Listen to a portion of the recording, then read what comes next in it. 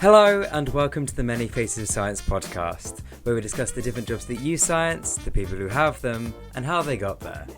We hope these episodes act as a guide for people wanting to explore more than just academia and the gateway to the curious-minded.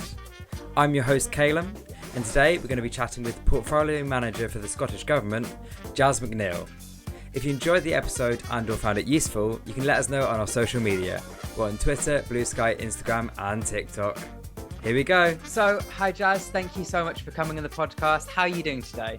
Oh, I'm very well, thank you very much. I'm really glad to hear that. So, what is your official job title? So my official job title is Portfolio Manager for the Marine Directorate, Corporate Strategy and Marine Planning. That is a very long title. Yes, well, there's five of us. There's five portfolios in the Marine Directorate, and each sort of portfolio manager has their own portfolio that they take care of, although we dip into each other's work and help each other out. Okay, so going into that then, what are your current job roles, kind of like your main three? You can do more than three if you want to. Yeah. Well, mainly I'm concerned with things like risk management, finance reporting, delivery reporting and business planning. Can you go into a bit more of what each of those does at all? Of course, yeah, be glad Perfect. to. So, because it's a government, and you'll find this in a lot of corporations as well. You're spending money that is valuable, and you're using people's time, which is valuable. Yeah. So you need to make sure that you're tracking all of that sort of stuff on the day to day. And usually this is monthly, sometimes it's quarterly.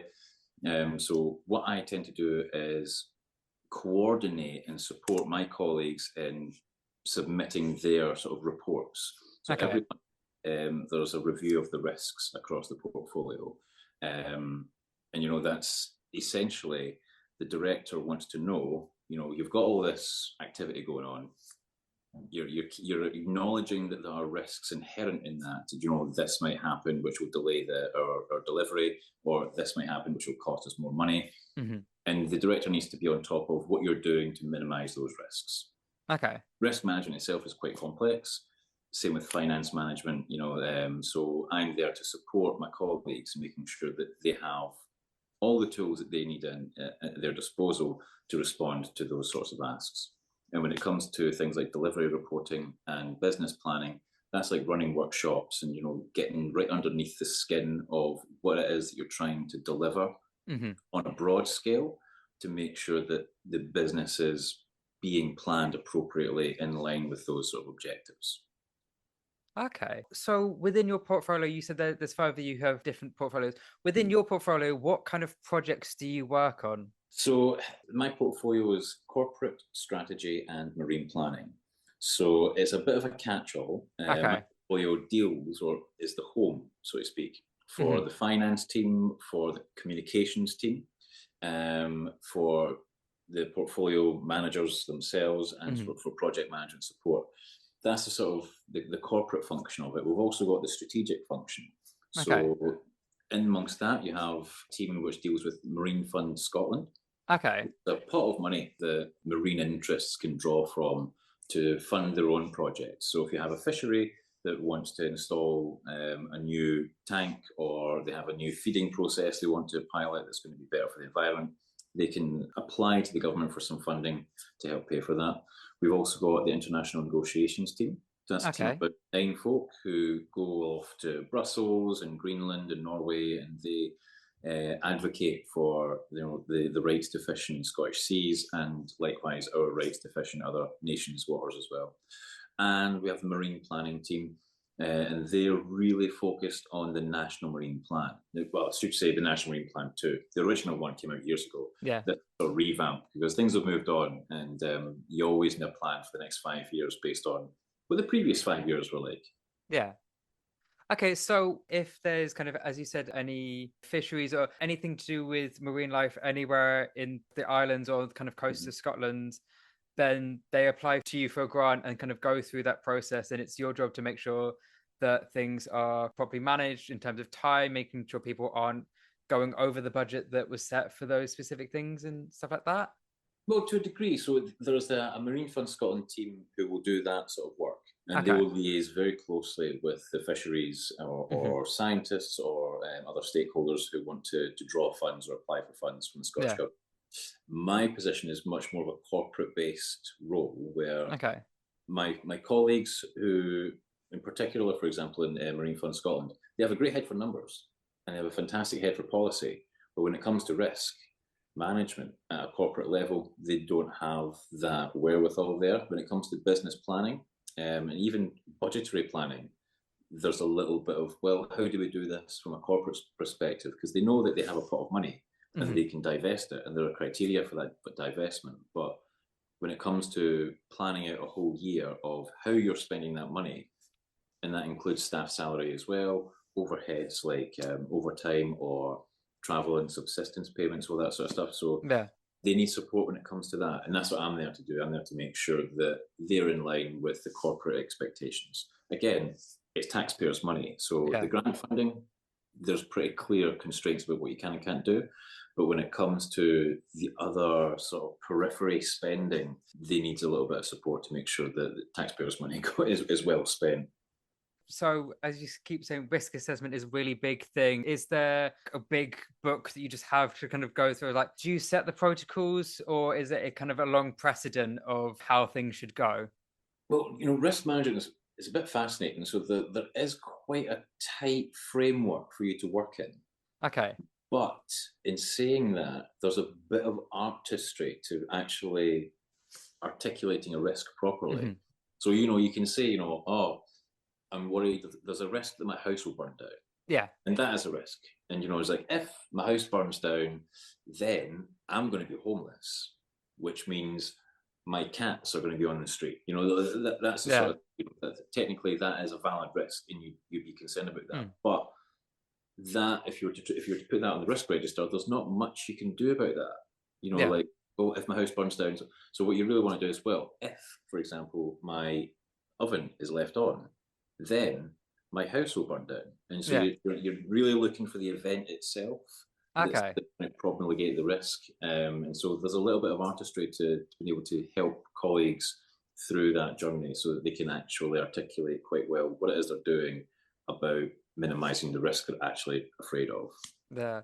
I know when I was kind of first coming up as a dancer when I was at university, we had to fill out our risk assessments for booking the dance studio, and you had to write everything from someone got an electric shock because they touched a plug to someone's shoelace was undone, so they tripped, so they fell through the window and out of the building. That even if it's kind of really unlikely, as you said, thinking about those initial things. So, for instance, if it was with one of the fisheries, if they had a power outage and all of their kind of where they kept their fish, then they didn't have kind of the oxygen going through that. Would that be kind of one of the risks that thinking or? Oh yeah, well, there's another portfolio in Marine Scotland. It's science, evidence, digital, and data. Okay. And that's the real sort of home for all of our scientists. We have an aquarium in Aberdeen, and in their risk register, their risks and issues register, they will have things like breakdown of aquarium equipment and what they're going to do about that. They'll have all sorts of like checks and balances in place to make sure, and scientists will be across their risk register pretty robustly because we love our life, especially biologists and marine biologists and the like. We're really passionate about maintaining that ecosystem. So there's all sorts of secondary backups waiting to take over, so that if the pump breaks down, there will be an alarm. That someone who's on call can come in and sort it and provide a backup solution. But yeah, so there's all sorts that you do need to measure. But then again, some risks are highly unlikely. You think about them, and it's something you need to prepare for. But if it's so unlikely that it's not going to happen in your lifetime, you don't want to apply any effort to doing things to mitigate a risk that's not going to come to pass. So there's a careful balance to be maintained, rather than just like filling a spreadsheet full of 1,000 risks that might happen, and you have to come up with actions for each of those risks. it's just going to be a drain on your resource. So yes, it's like with quite a lot of the buildings having that. I know at university they had lightning rods, even though they were quite low down, just on the off chance of we'll go with that standard response, and then if anything happens, we can work that out. Yeah, yeah, absolutely. Even a 1% chance is a Yeah. chance. So you need to thought about it and have something in place. My next question for you is: did you Mhm. always want to have this job, or did you want to be something else when you were younger? I wanted to be something else. I wanted to be a few things. My mum really wanted me to be a lawyer. Okay. And I quite like the law, like the idea of debate and argument and all that sort of stuff. But it wasn't really for me. I left high school not really knowing what I wanted to do, except I really enjoyed working with my hands. I really enjoyed being part of a team. And I started washing cars in a car wash over the night shift for a couple of years. And then I moved up in the world to washing dishes at the Arches Cafe bar in Glasgow. And I absolutely fell in love with the teamwork in a kitchen. And I stayed there for, I think it was a better part of 12 years, just continually moving up the ranks until I was the head chef.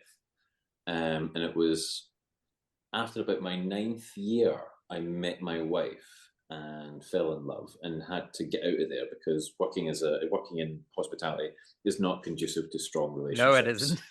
So certainly not strong, healthy Yeah. relationships. So yeah, I had no idea what I was going to do. And even when I went to university to study science, I studied zoology, absolutely loved it. Came out of there thinking, well, actually, you know what? My favorite part of the whole degree was playing with numbers and like getting into data.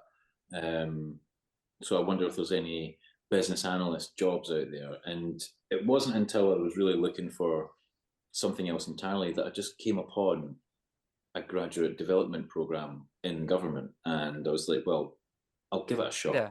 And see what it's like. I had no idea the diversity of roles that are in government. And I'm still surprised to this day, and I'm sure we'll come on to that later on, further on in the questions. But yeah, complete surprise that I would get into this job, let alone that I would enjoy it. You said you did washing the cars, then you started from dishwasher all the way up to head chef. I imagine that was the French style of where you've got like the sous chefs and all that stuff moving up. The brigade, that's the one. And then you went to university. At what age did you go to university? I think I was 29 to 2015. No, I was 31. Okay. I was 31, yeah. So I was a very mature student. But I say this to all my nieces and nephews when they come of age. I really advocate for not going to university when you're super young. I thought I did very, very well from having a good load of life experience before I went to university, because it allowed me to be a lot more objective about what I was going to enjoy doing. And because it was something I had been so passionate about for my entire life, I've always loved science. I've always loved natural history, in particular, and biology. I walked into university with a fantastic foundation, knowing quite a lot of what was being taught early doors, and being able to relate an awful lot of my historic interest to what I was expected to produce on the day.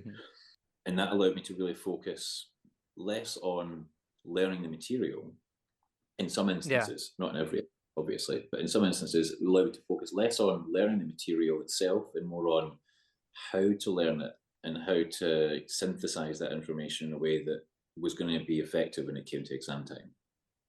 Definitely. One of my previous guests, whose episode is going to come out at some point, is a lecturer of pharmacology at Leeds. And a big part of what we discussed was the importance of, yes, you learn stuff at university, but a really important part is learning how to learn and how to research and how to study and understanding that.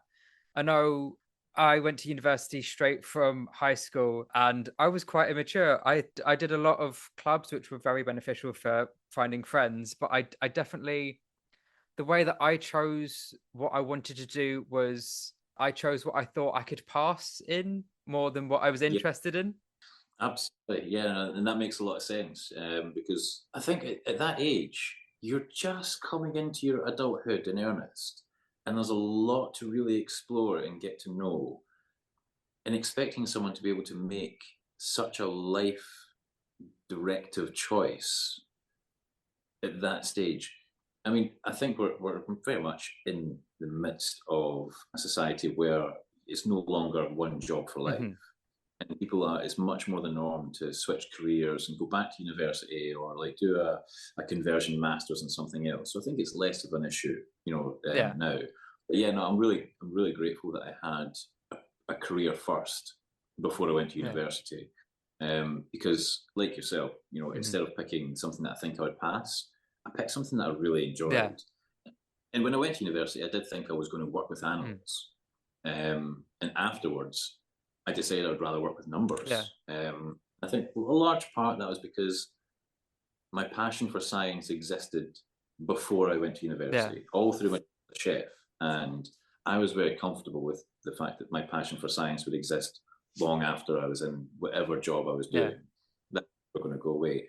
And don't get me wrong, I think it would have been a delightful bonus to be working close to the sort of cold face of science and research. But I don't think that I'm missing out necessarily, because I still have all that burning passion right where it was when I started. It's really nice hearing a slightly different perspective from someone just going straight through, someone having a slightly alternative way in. Is really interesting to. How did you find socializing at university, being slightly older than the age that a lot of people go? I'm very comfortable in groups. I've always been somewhat, I don't know, old for my age. And I thought that confidence was welcome in some areas and less welcome in others. I really enjoyed helping other people, and I still do enjoy helping and teaching other people. And I remember James was a really good friend of mine in university. Fantastically clever. Really, he was really passionate about ornithology and wanted to get into ornithology after university. But he had crippling social anxiety. He was very, very shy and didn't do public speaking very well at all. So when it came to giving presentations, he was always on the back foot.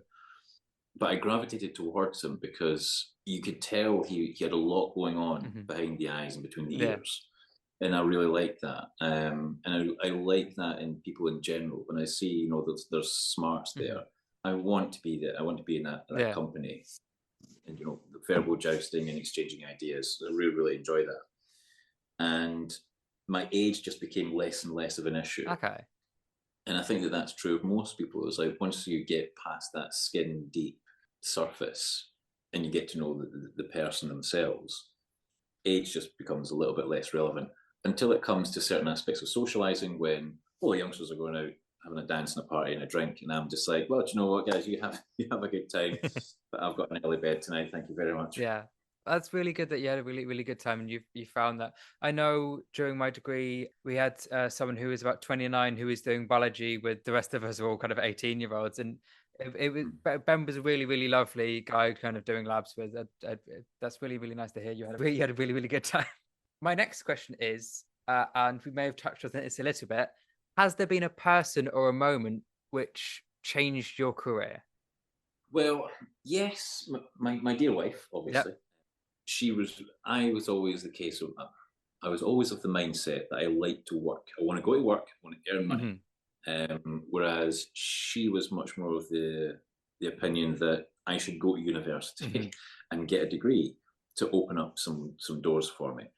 And, I didn't think that was an option for me to begin with. But after doing some research and having a look at zoology options that were on the table, I decided, that's actually a really good idea. So that was certainly one, person that started that career change, But also, I suppose, my university lecturer, I remember is when we came towards the end of our course, and he was really talking about, the next steps, what you're doing afterwards. And he gave us the same advice that he said he gave out every year, which was to cast your net wide. And I really appreciated that advice, because I think a lot of people go into or come out of a science degree thinking about, okay, I'm going to go and do some science. But science itself isn't a practice so much as it's a very broad philosophy. Yeah, definitely. of how you look at the world and how you solve problems and how you move from point A to point B. And science itself, I think, has so many facets that can be put to use in an untold number of careers and jobs. And it's just about trying to identify where that's going to bring value to yourself while offering value to the actual work as it's being completed on the day. And I think one last sort of defining moment was offered to me by someone else in a completely off-the-cuff way. As part of getting the role that I'm in just now, there was group exercises we were expected. So we're asked to come along and, you'll do individual exercises, a briefing exercise and all that sort of stuff. And then there's a group exercise where candidates were given a brief from an imaginary minister, and there was a pot of money, a pot of government funds, and you had to, in this group of, say, 8-9 people, argue for your brief and come to a consensus what 3 or 4, because all the briefs had different amounts that they were asking for, but you were to go to the minister and say, this is our recommendation for how you should spend the money, and these are the reasons why. And that all went on really, really well. There were people who were willing to back down and say, well, this brief over here is for disability transport, and this one over here is for a pond in a local park. And I think that, the disability transport would probably be of greater value to everyone than a pond in the park. So I will retract mine and I'll support something else. So it was really there was genuine collaboration there. But one gentleman, one of the candidates, I think mistakenly felt that it was, if you get your bid in, you win. And people who don't have their bids in, they lose. And his attitude was pretty dark in some of them, because there was one of the briefs was for a drug addiction rehabilitation centre. And he was like, I don't see why we should be giving drug addicts money. And I think, that'd be better spent on transport for the disabled. And when he said that, the people who were running the groups called it to an end, called it to a stop. And it was like, right, well, that's enough, we'll leave it at that. And that gentleman doesn't work in the Scottish government. But it really it really showed me that what the government, certainly the Scottish government, is looking for are people who aren't about me winning and you losing. It's genuinely about, we're all in this together, and you're not here to massage an ego or to get one over on anyone. You're here to try to make the best decisions collectively as possible, and no one is anyone's adversary. And that's certainly what's married me to working in Scottish government. I think the culture there is very, very encouraging. I can imagine that had a profound impact on a lot of people there witnessing that. And absolutely. In one of my previous roles working for Edinburgh Science, we had a couple of people who came from the planning part of the Scottish government, and they were lovely talking to them, and they seemed really interested in talking to the kids, and seemed to have a really, really kind of wonderful demeanour about them, which was wonderful. That's good to hear. Yeah. My next question is, how did you get the current role you are in? So I joined through the graduate development programme. I should say I first applied to be part of the assistant statistician programme in Scottish, because that was where the data was. There was like, oh yeah, I'm getting data. That's where the future is.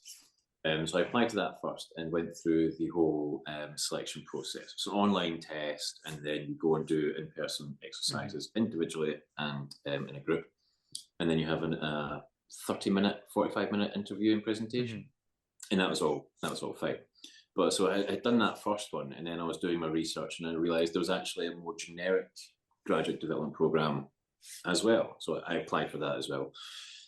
And I got onto the reserve list, the assistant statistician programme, and I got an acceptance for the graduate development programme. And I was like, right, excellent. Well, I'll do that. And essentially what the graduate development programme did at the time, it's a 4-year programme, and it rotated you from one area of the organisation to the other every 6 months.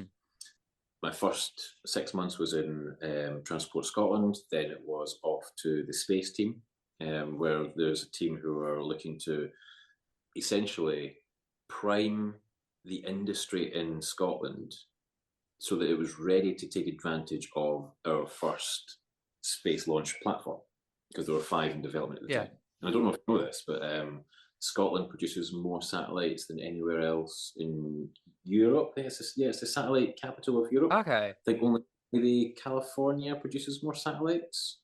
So yeah, there's a lot of ingenuity coming out of Scotland in terms of space, and I think we also have a rocket company as well. So we can build satellites here, we can build rockets here, we can make fuel here. The only thing we can't really do is launch them. Well, now we can, but regardless, that wasn't necessarily me, but I had a small hand in it at the time.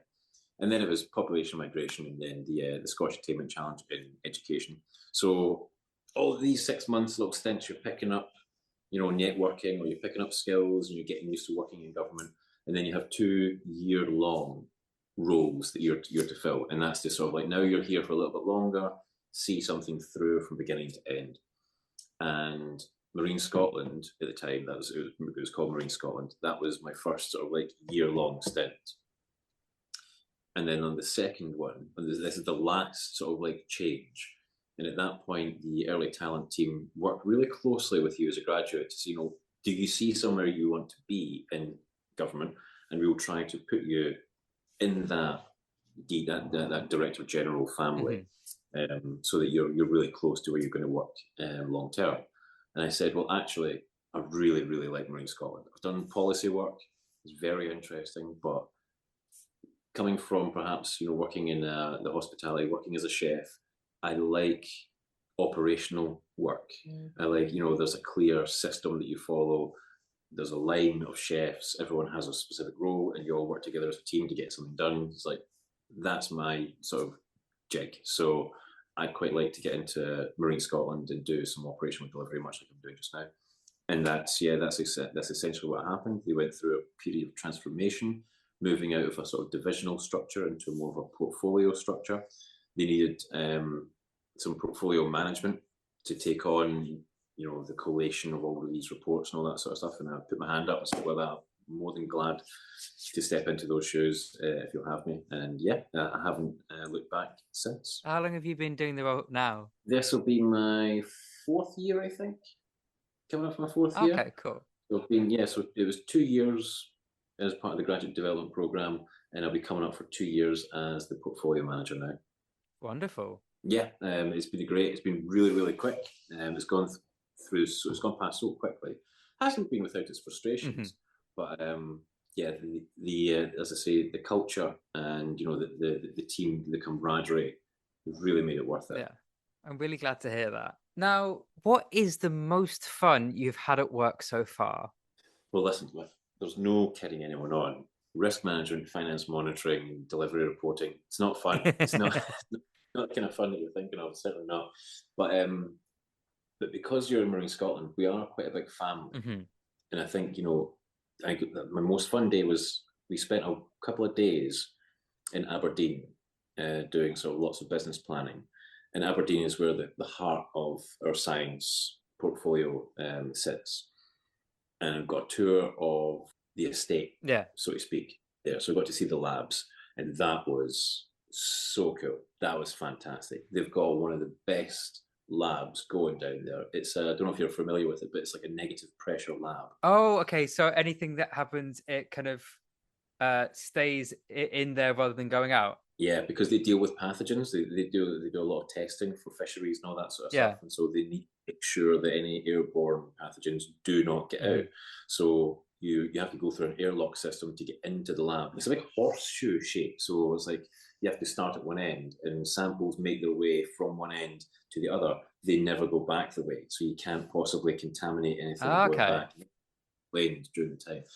And the reason you go through an airlock is because the inside of the lab structure, the horseshoe, is just a little bit of a vacuum. There's just a slight lower pressure, so that if there's any sort of breach, air can only flow in. air cannot flow out, and it has to flow then through the U shape and then through a filtration system that stops anything from getting out. And I was just like, this is the bee's knees. Absolutely loved it. It was so much fun. So I got to see that and got to see where they're doing all sort of like the net rigging. So it's a real bit of a dying art, being able to rig nets properly by hand. And they do some of that down in Aberdeen as well. So it's really nice to see something like that sort of craftsmanship being maintained by the Scottish Government. So yeah, I think that was definitely my favourite. I'd kill for a proper lab microscope. I've yet to get my hands on them. They are so cool. I've got like a little Japanese one that my dad got me, which is about 30 years old. But I bet it's still spectacular. It is still a lot of fun. So this may relate to that then. What does your ideal day look like? This can include before work, during work, and after work as well. So kind of the whole day. Well, do you know, I work from home an awful lot because it's a corporate role. So I'm very, very lucky that that's the case. And a lot of my days are very similar. And so my ideal day, and I'm just that kind of person where I make sure that most of my days are my ideal day. Yeah. One way. So I get to wake up, and the first thing is like make sure like I've got my own fur babies. It's feed the cats, spend some time with the cats, get the dog out for a walk, play a little bit, and then come in. And then just like I get cracking, clear whatever emails I can out of the way, and then I get to sit down and start focusing on work. And I think it's getting those nice little bits of focus in. Okay. That's really important. I've found that, and maybe this is good advice that people can pick up on. If you have like meetings throughout your day, it's a bit of a pain to get something going and to get a bit of flow. So I like to try and keep a good solid few hours clear of meetings so I can get into a bit of work. And that can be, a couple of hours in the middle, start or end of the day, it doesn't really matter. But yeah, get into a bit of flow, and that sets me up to be in a really good mood for having felt like I've got a good chunk of work out of the way. And then I've got, easily about 2-3 hours worth of meetings with colleagues and teams, helping them, supporting them, going through whatever asks are being made of them, and helping them out where I can, offering what support is available.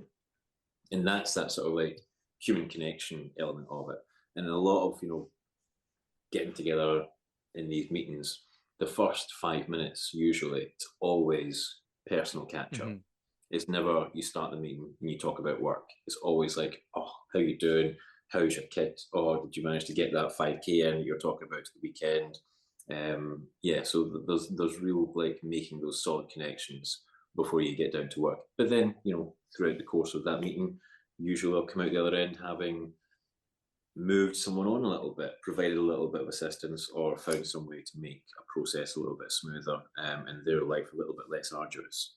Then I've got a good break for lunch, obviously, again, spend time with the dog, be able to cook whatever I want. Being a chef, I can like make sure I've got something usually tasty, but also quick, so that I can get the fuel for the rest of the day. Then it's, tidying things up, making sure I've got a clean desk by the end of the day, finish up before tea time and get back out before the sun gets down, which is a little bit harder in winter, but in summer, I tend to work a little bit later because the sun's out, you're in a great mood, and you're not desperate for that vitamin D. Yeah, definitely. That sounds like a really, really lovely, productive day. Oh, yeah, absolutely. I think being productive is absolutely critical to being happy at work and feeling like you're moving things on.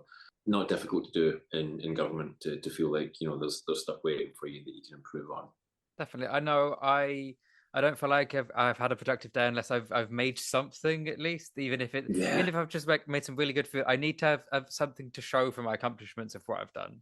Yeah, absolutely. And I definitely with what you were saying about how kind of having that space where you don't have any meetings. I know when I used to have like lots of meetings kind of spread out throughout the day, you're like, oh well, you finish and it kind of runs slightly over, and then it's kind of like 15 minutes past the hour, and then your next meeting's at like kind of 5 minutes to. So then it's like you've got to start getting ready about 1:45. So you've only got about half an hour, and you might as well just make a coffee in that time. Yeah, it's not a long time, and it's important to get away from your desk, stretch your legs, take a break, and get some fresh air, because it's not good for you. Again, something I was really surprised at when I joined Scottish Government. We had some some training to do off the bat, mandatory training. And the first one was health and safety. It's like, this is how you're supposed to sit. This is how high you're supposed to have your monitor. This is how often you should be getting away from your desk. And at first I thought, well, this is just the corporate world. They'll always sit you down and get you through this because you have to and all that. But every single one of my managers and everyone that I work with has lived and breathed that look after yourself mentality. Like, when it's been a long day and all that sort of stuff, my manager, if we're having a meeting close to 12 o'clock or 1 o'clock, he's like, "Man, remember everyone, go and get something to eat, take a good lunch break, come back, be refreshed, stretch your legs and the rest of it." So yeah, cannot recommend it enough. Definitely, having that balance is really, really important, because it also Hugely, just yeah. allows your brain to, you can still be processing stuff even if you're not thinking about it consciously, but it just also just giving your eyes a rest from just staring Yes, at the yeah, screen so much. yeah, I know I when I used to work in an office, I used to kind of take a walk as part of my lunch break just to get outside and just have some fresh air. yeah. And the dog's great for that. She keeps me on my feet for sure. Yeah, like, you have to get out. We have to go and see what's on the great outside. I need to smell things. Yeah. So, what is something about your role slash job that you find really cool that you don't think the audience or public will know about? I don't think it's common knowledge really how diverse you working in government Mm. is, particularly Marine Scotland. And you've also got the agriculture division as well. But I can only speak in detail about Marine Scotland. The science arm is full of really impressive, really interesting work. If you do want to work in the field, at the cutting edge of science, doing research, doing surveys and all that sort of stuff, then it's definitely a place to be. I mean, I had a quick look before the podcast just so I could give you an example of the sorts of skills that can be put to use. And I've got the zooplankton ecologists, Mm-hmm. bioacousticians, ornithologists, obviously, marine mammal scientists, fish scientists, GIS analysts. And GIS is, I think it's general information systems or global information systems. That's the one that they Global. use on Time Team to try and look at the different topography of the ground. Yeah, Yeah. one, yeah.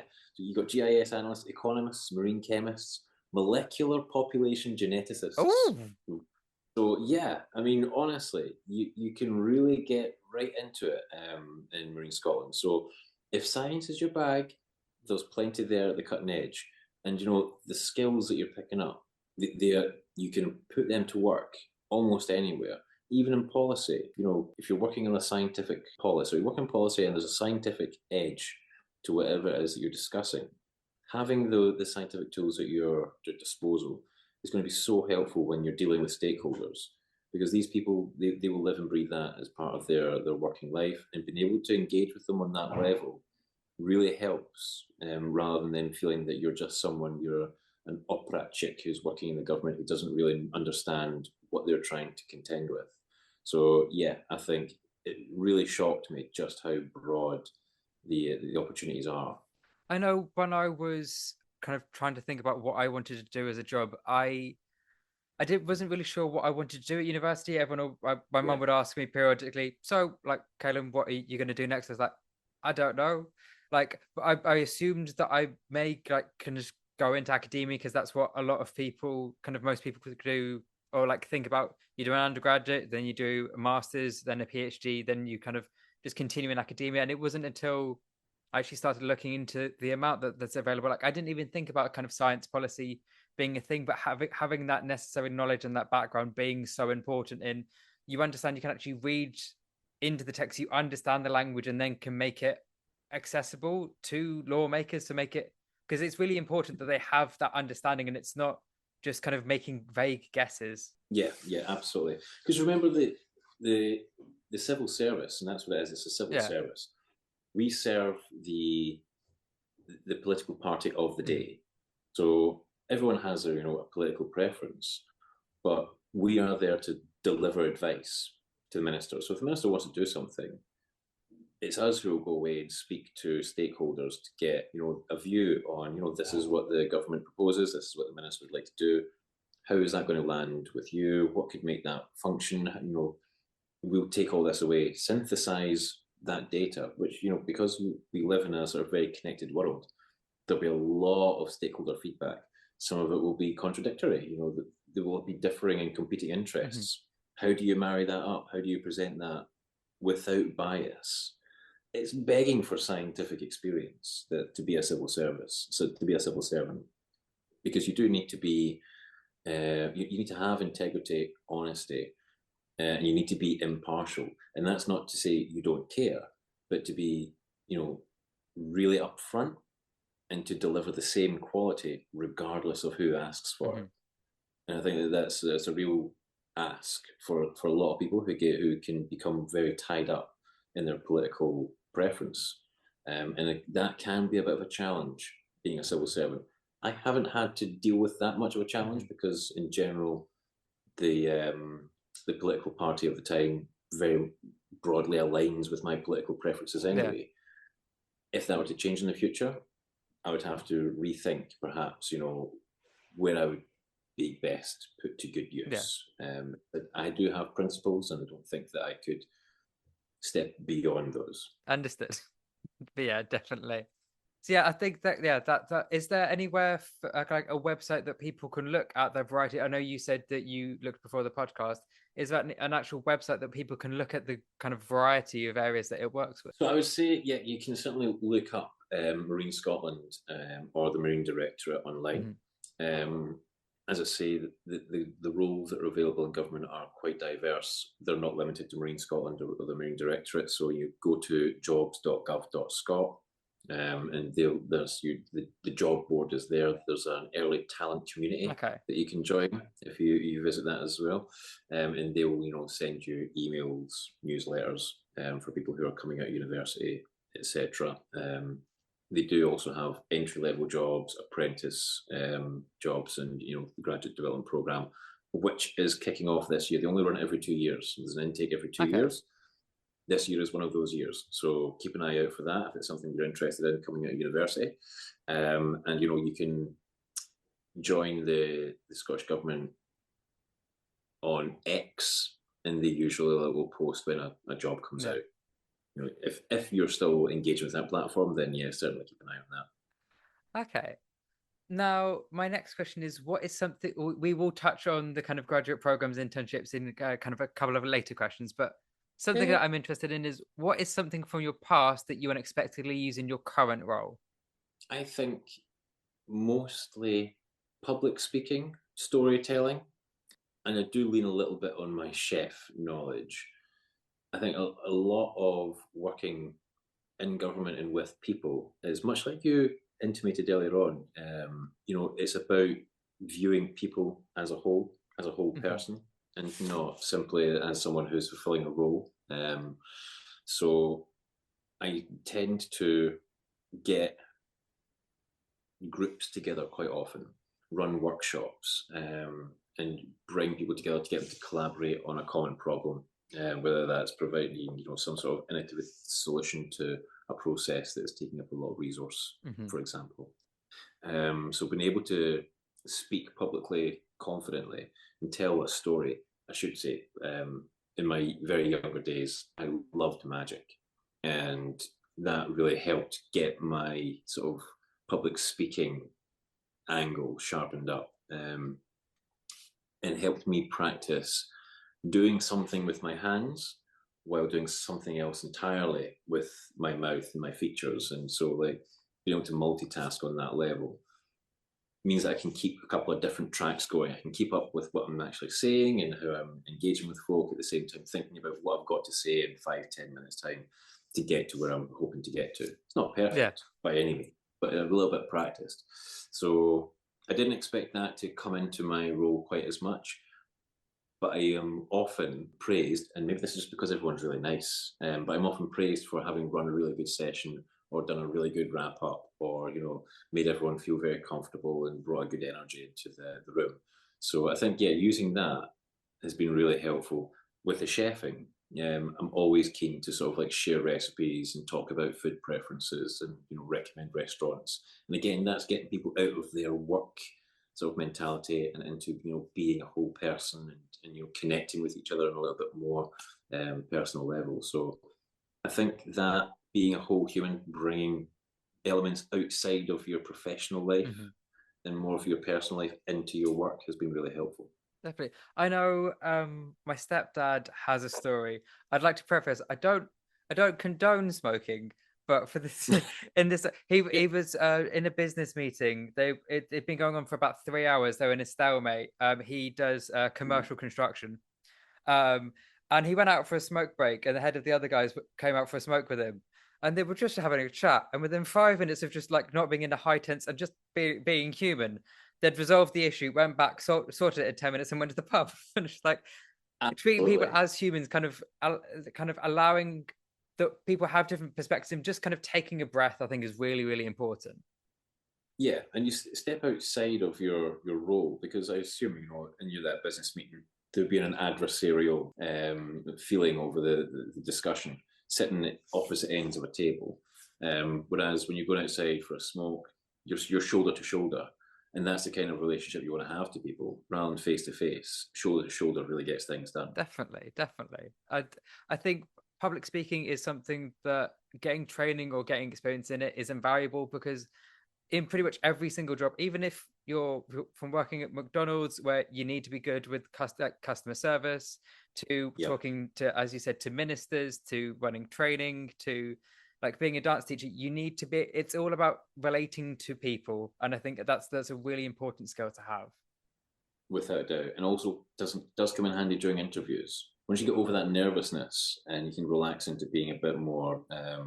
presentational, then yeah, absolutely helps. Definitely. One of the comments that I got from one of my recent successful interviews was that I gave the longest pause before giving my answer that they had of anyone. Absolutely. Oh, the pause. Be very comfortable with silence. Yeah, absolutely.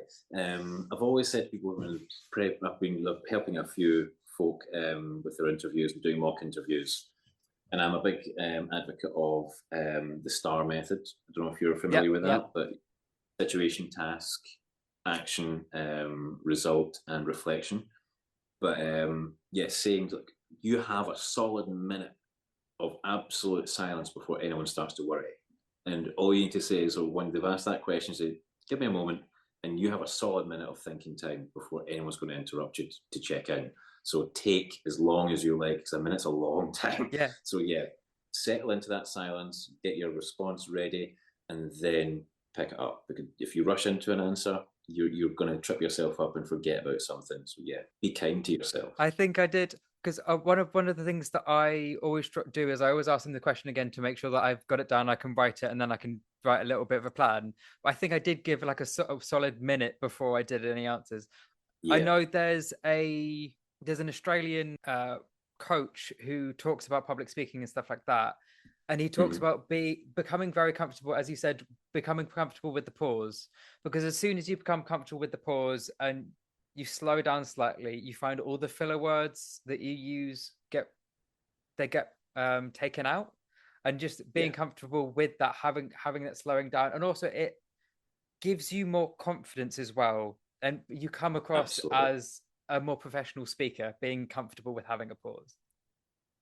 Without a doubt, that and actually, my wife, she's given me a ribbing for a committee meeting that we were in where I was speaking very slowly, um, but I don't always speak slowly. You have to change your pace of Mhm. delivery all the time, because again, if you're just listening to something that's very monotone and doesn't change very much and is very metronomic, then you start to lose interest. Oh my god, what is man even talking about? So yeah, switching up how quickly you're speaking, that your tonality, absolutely, yeah, and that comes from practice. No one's going to get it right first time. So yeah, by all means, get into public speaking. I think there is a club. It's like it's some sort of public speaking club where you're giving dinner speeches. I'll need to try and look it up to try and figure out what If it's you called send it to again. me, I can put it in the description. I'll do that. I'll look it up and send it to you, because I think that they have clubs all over the place, where people do just go and practice giving speeches at dinners, Yeah, imaginary dinners. But yeah, it's a really good habit to get into. that's a. I really enjoy that. That's a really good skill. Now moving on to something that we've touched on slightly. Were there any internships, training courses, volunteer work, or previous roles that you did which helped you get to your current role? Yes, broadly. Okay. I would say all of them in one way or Yeah. another. I think volunteering is a fantastic and underutilized activity because it gives you that life experience for free. Mm-hmm. It's rather than don't think about it as you're not getting paid. You are getting paid. You're getting value out of your volunteering. It's just about how you're going to cut that value out of it. I managed to, with luck, and I think this is largely because I did it in my first year. Luckily, I managed to help a PhD student, intern for a PhD student each summer that I was in university, and she was doing a study on tropical fish welfare. Okay. She was studying how different tropical fish behaved when they had undergone a long distance flight, and it was all very behavioural, looking at their swimming patterns, their biting patterns, and all that, their behaviour. And it was really interesting to get to see how a PhD student conducts their experimentation and their research, and then helping with the PhD gather and analyse that research. In the actual course that I was doing, we didn't stray beyond Excel for our analysis. But at PhD level, no one using Excel to run their statistical analysis. It was all R, which I really enjoyed. And I got into making my own functions, and I had a great time playing with it, and this is an actual programming language that does stats for you. And it was like a big puzzle to me. But it means that when I stepped into the interview, that was something I could draw on immediately. I use R. I'm familiar with R, which means I'd be equally familiar with something like Python, because they're very similar. So suddenly programming languages become part of your arsenal, and that was just through exposure to someone working at a slightly higher level. Likewise, when it came to her experiment design, she was very keen to get me involved in some of that and running her gas chromatography machine, filling up the samples. So just by being in the proximity of this level of work and being trusted to run the machines and run some DNA analysis for her as well, meant the world that I had 3 runs of that internship to draw on as part of my experience. That helped an awful lot when it came to my assistant statistician post, but also made me feel very comfortable about going for other roles as well. I did apply for a PhD to study microplastics. That was the focus of my own dissertation. I didn't get the PhD that I was looking for, but nonetheless, I had the confidence to really go for it. And I think that's what's really important. It's giving you that background, giving you that exposure that's going to allow you the confidence to cast that net wide. Because if you haven't had that exposure and you're limited in what you've done in the past, you will feel like your options are limited, and you don't want a narrow view. I think you want as wide a view as possible for your future career, because you can find joy anywhere. Yeah. Something that I really try and focus on with the podcast is the importance of networking and kind of being comfortable with cold emailing people, because the worst thing that they're going to do is no, or I don't have the time. But you're building those connections, as you've seen from working with that PhD student. Did you reach out by email? How did you get to work with the PhD student? I got to work with a PhD student mostly by being the one who, as much as I say, enjoy the silence, I can't stand silence when someone asks a question to a group. And so in classes and in lectures, when a question was asked, I would leave it for a little while to allow someone else to answer.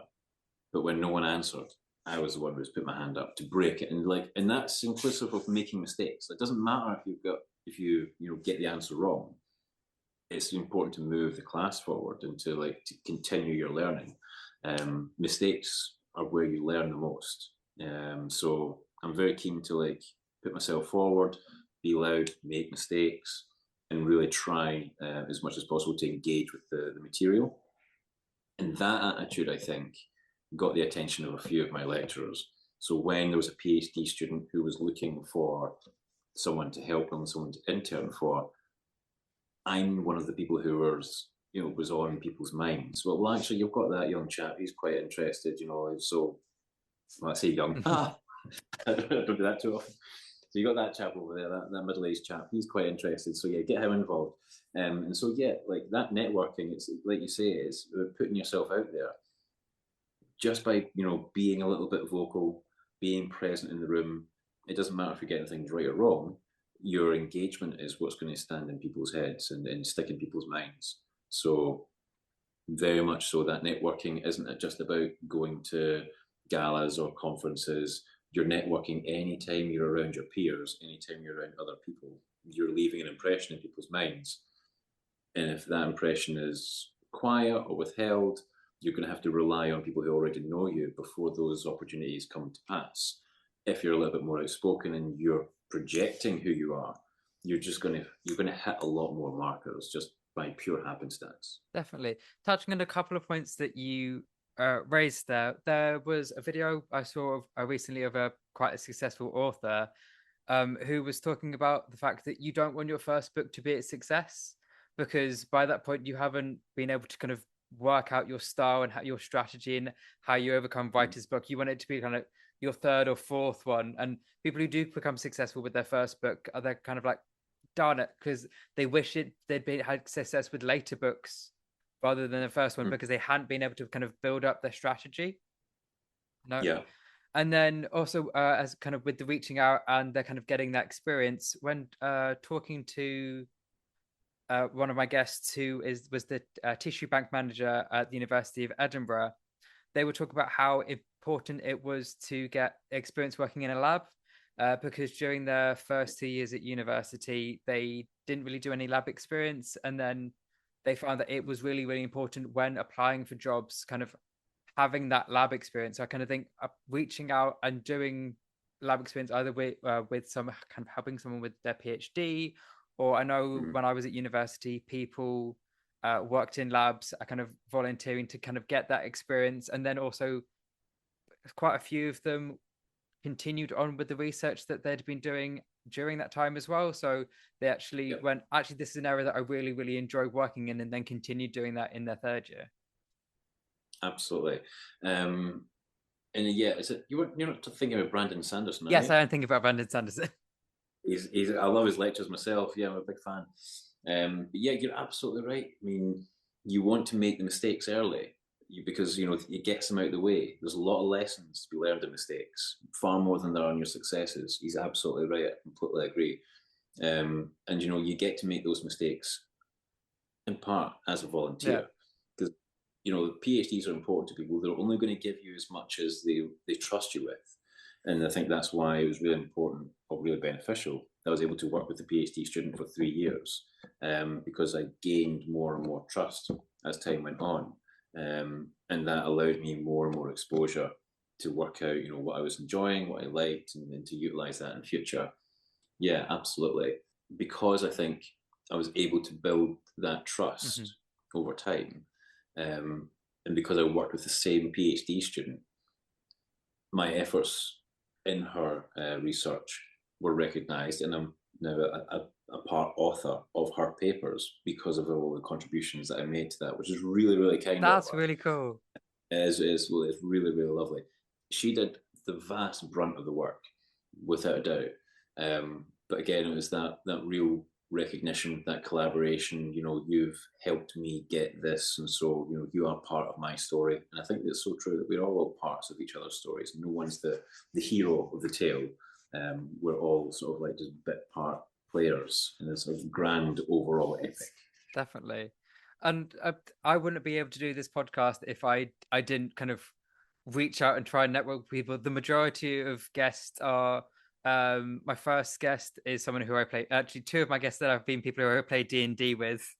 Then obviously you teach one of the teachers at the dance class that I go to, and then I kind of reaching out to different people throughout my life and kind of finding out what they do. I think it's that you can kind of know someone a lot for quite a long time and not really kind of know what they necessarily do, and it's really interesting actually listening to what people do with the rest of their life when you're not around them.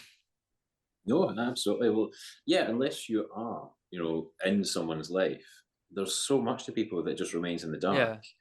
So yeah, I think you absolutely need to put yourself out there. Don't be a dark horse too much. Yeah, It's nice to have some surprises, but everyone needs to sell themselves, especially when you're looking for a future career. definitely.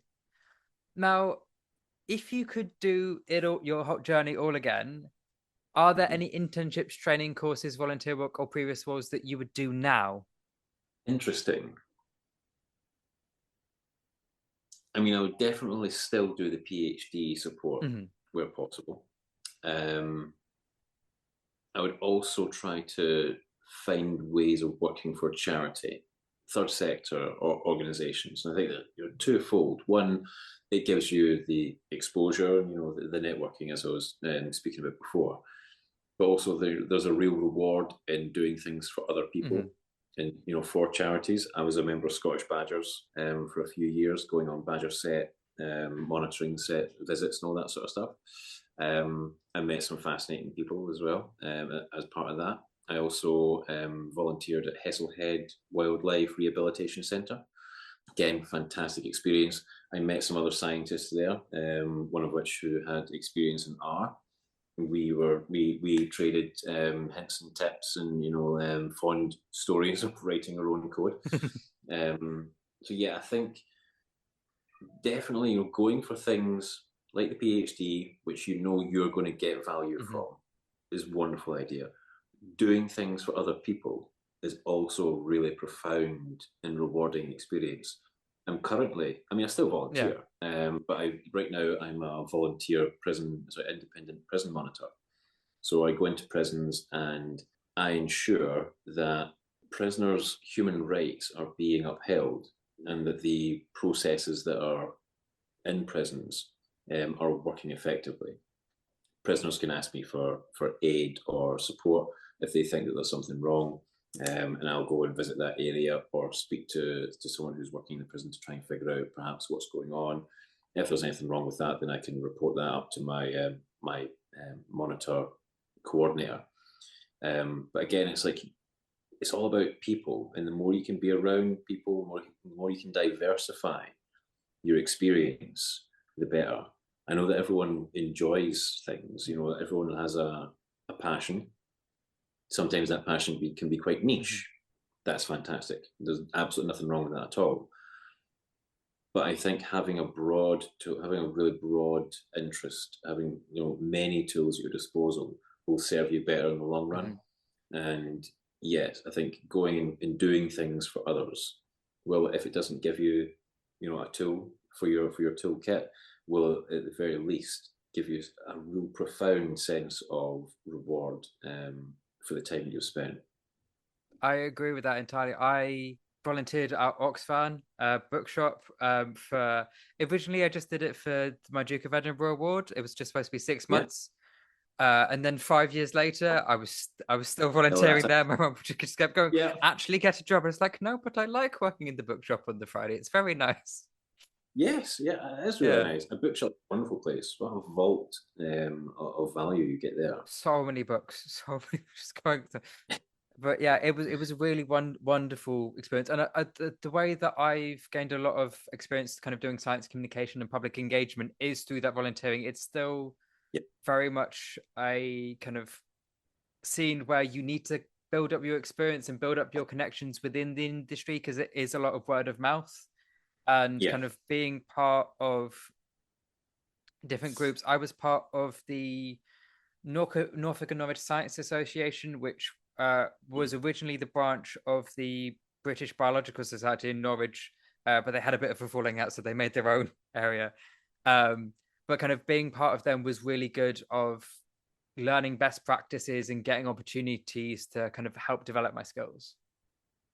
yeah. No, absolutely. And volunteering doesn't necessarily need to be completely unpaid, or internships Yeah. don't need to be completely unpaid. But the wonderful institutes like the Carnegie Institute Mhm. that will fund student placements. So, yeah, put your hat in the ring, apply as many times as you can. Like my lecturer advised me, cast the net as wide as you possibly can.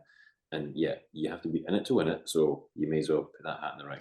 Are there any opportunities for people to kind of come to the Scottish government kind of for work experience? I know people generally work experience is kind of a week to 2 weeks, but is there like anything like continuous that people would be able to kind of do at all? Yes, absolutely. Well, in the continuous work and experience that you get in SG at sort of graduate level or student level is usually in PhDs. Okay.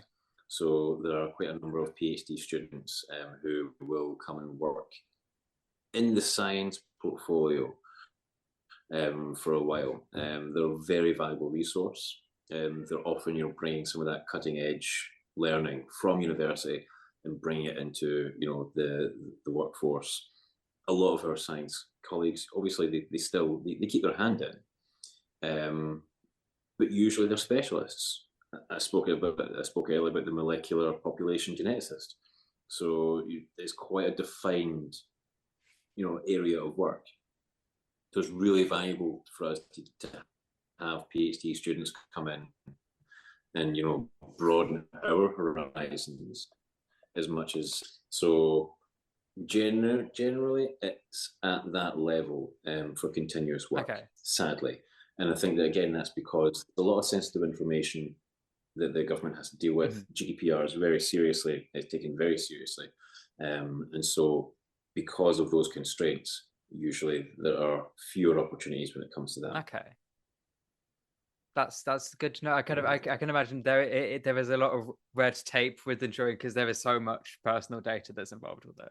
Yeah, there's personal data, there's sensitive data that does need to be protected. So it is a sad state of affairs to an extent, but you can completely understand where you're coming from. Cybersecurity. Yeah. Are there any graduate jobs that now exist in the industry that you feel would benefit someone looking to go for a job similar to yours? I mean, yeah, as I say, the graduate development program runs every 2 years. It is quite competitive, but it is changing. Okay. I think this year. So previously, the whole program was 4 years long, whereas now it's only going to be 3 years long. And instead of having stints of 6-month posts, they're now going to be full 3 1-year posts. Okay. So 1 year less, and all the posts are now going to run for a full year. I think personally, whether you are successful in applying or not, it's definitely something that graduates should go for, if for nothing else than the experience of being in the room, doing the sort of exercises, going through the interview and all that sort of stuff. I think it's a wonderful place to work. So definitely I'd advocate for people to try out the graduate development programme for the Scottish Government and the UK Government. I mean, if you're interested in spreading those wings a little bit further afield, the UK Government runs a similar programme as well. So it's definitely worth looking in there. I don't know if they run theirs every 2 years or if it's every year, but it's certainly an avenue worth exploring. I'll put that information down in the kind of description as well. Definitely. I think looking at kind of government jobs, just thinking about how many different jobs, as you say, there are within all of the different areas. I've got a friend who is the executive assistant to one of the people at the Home Office, and just kind of going through their LinkedIn and looking at all the different areas. Because you think about, you've got all the different ministers, but then you've also got just kind of the thousands of, like, tens of thousands of people who kind of, it all kind of filters down to kind of work within all those individual areas. Yeah, I mean, I've been told, and I'm sure it's true, that if you can think of a job in the private sector, that it exists in the public sector, and an awful lot of it in government. So there are caterers who work for the Scottish Government, there are cleaners who work for the Scottish Government, there are personal assistants, and there are like private secretaries and permanent secretaries and all that sort of stuff. So, and as I say, bioacousticians and zooplankton ecologists, it goes on and on and on. So you're not limited to go and work for a corporation. You can work for the civil service in usually quite a similar capacity. Definitely worth getting your hand in. And much like any other organisation, once you're in the organisation, there are more opportunities from within. And that's because, again, the government, the civil service, it wants a really robust and resilient workforce. So they're very keen for people to move from role to roles. I'd like to try something else, do a little bit of training, let's get you in, because they understand the concept of transferable skills, and they want us to be generalists. Specialists are fantastic, but a generalist can be far more advantageous.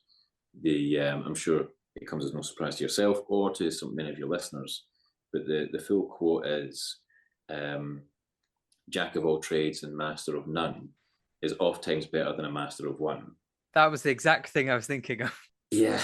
So the civil service loves jacks of all trades because, people move on, people retire, new people come in, and we want to be able to, exchange our knowledge and grow together. So yeah, definitely get in ground floor by all means, in any way that you can, and see what you can make of it once you're in there. Yeah, kind of make a really positive impact in what you do and how you do it.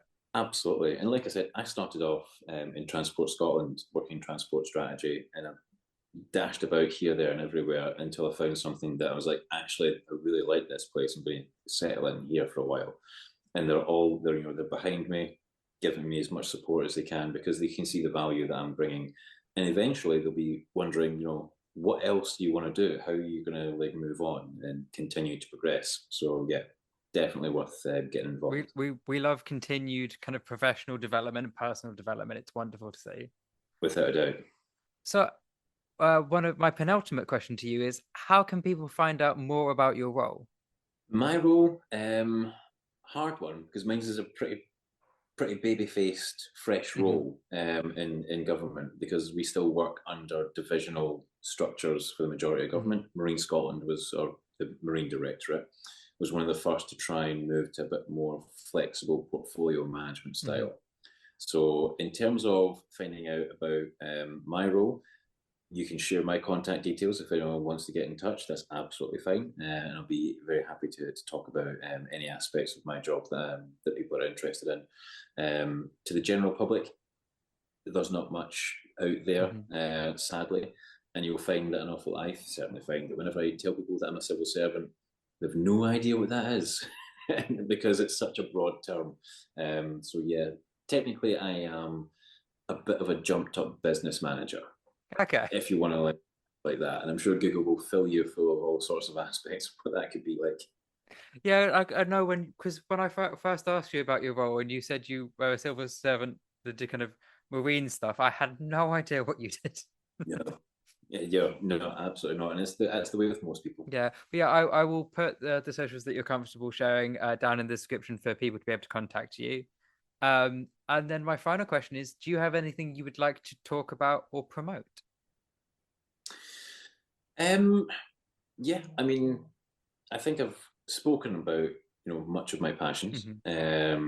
Working in government is fantastic. I think it's excellent opportunity for folk, regardless of age. The one thing I really like about the Scottish government, I'm not sure if it's the same for the UK government.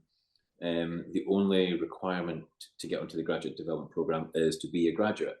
So they don't care what you graduated in or what class of degree you got. That's all you need to apply. So it's very, very open. And I like that they're breaking down that sort of barrier and making sure that they are being diverse and inclusive in their practices. They do practice what they preach. I really like that.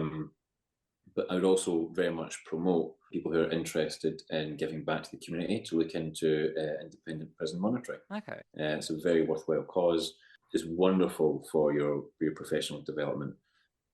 I'm sure a lot of people may find it a little bit uncomfortable, a little bit daunting, but you are fully supported. Certainly my experience in picking up the role, and it can be a real eye-opener into an area of our society that you don't really see unless you typically have done something that means you've been put there.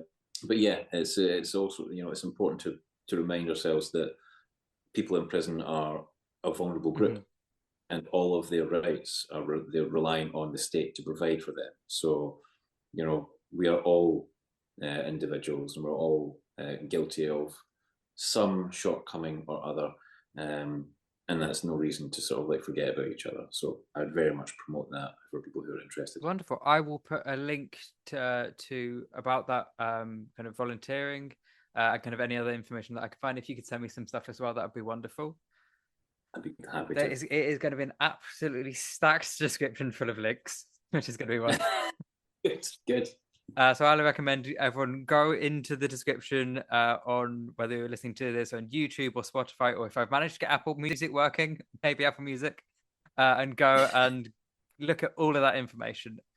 Jass, it has been a fascinating interview. I've definitely learned a lot about, because I had a vague sense of what you did as a job, but I have learned so much, and it's been a wonderful podcast recording. Oh, thank you very much, Caelum. I really appreciate that. Perfect. Well, Jass, I will see you next week for dance, hopefully, which will be wonderful. The listeners, I'm going to pass you on to me in the outro. Bye. Hi everyone, I hope you enjoyed the episode. I certainly enjoyed making it. If you've got any questions, feedback, or recommendations for who you'd like us to talk to, you can send them to our email, Themanyfacesofscience@gmail.com. Or you can contact us via our socials on Twitter, Instagram, and TikTok. See you next time.